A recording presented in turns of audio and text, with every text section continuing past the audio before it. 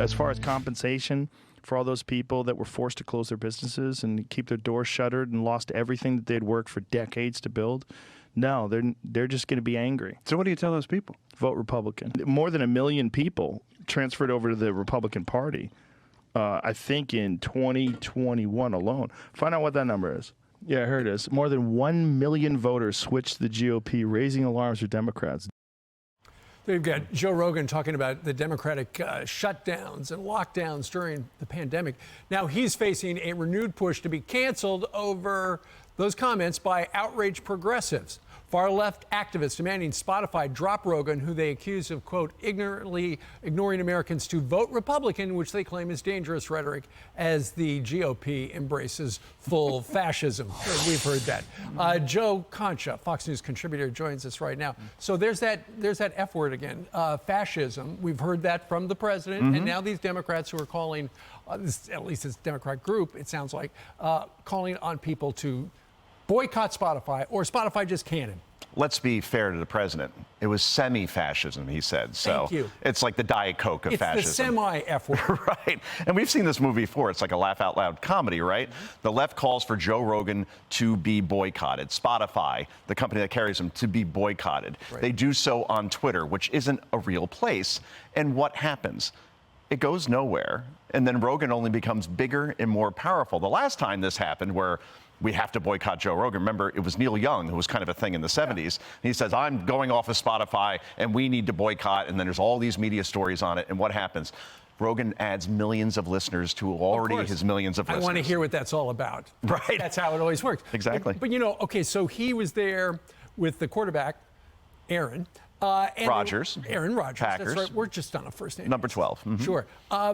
They're talking about businesses that were closed by the Democrat rules during the pandemic.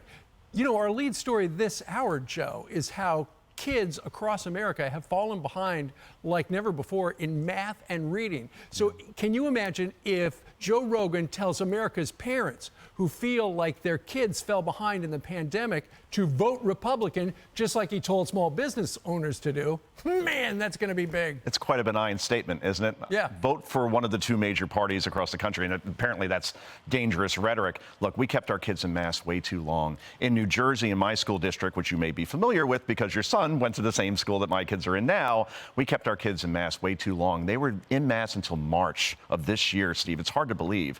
And what happened when the mask came off for those 3 months they were in school until June? Right.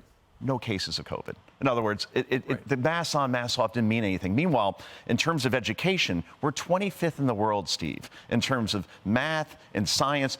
Mark Meredith had that great report earlier in the hour talking about how our math score since 2020 went down 5 points and reading went down 7 points. China's number 1 in the world because they concentrate on the blocking and tackling in terms of those subjects, while we look at race and gender identification, sexual orientation being taught to kids my age. I'm sorry, my kids who are 7 years old and 8 years old. They're not ready for those kind of conversations. And when they do happen, Steve, it should happen with the parent, not with the teacher. And what are they teaching kids your age, Joe? Oh, my age? Well, at my age, at 39, I've been 39 for a while now. Yes, that came out wrong. Yeah, no, I know. And listen, kids love masks on Halloween, and that is it. That's exactly right. In the meantime, if you don't like Joe Rogan, change the channel. That's all it is. And more people are tuning in, right? Yep. And the COVID rules have been so ridiculous, right, Steve? I mean, with Novak Djokovic. I mean, think about this. The guy was unvaccinated, played in the U.S. Open last year. He's had COVID twice. He has natural immunity. Arthur Ashe Stadium, 23,000 people will be crammed together in that stadium, not having to show vaccination cards, and you could cross the U.S. southern border unvaccinated and stay. There's been no logic to anything in terms of COVID rules.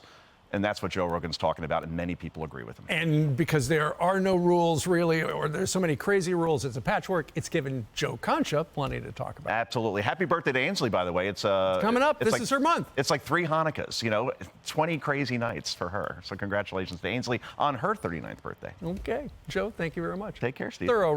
Subscribe to the Fox News YouTube channel to catch our nightly opens, stories that are changing the world and changing your life. From Tucker Carlson tonight.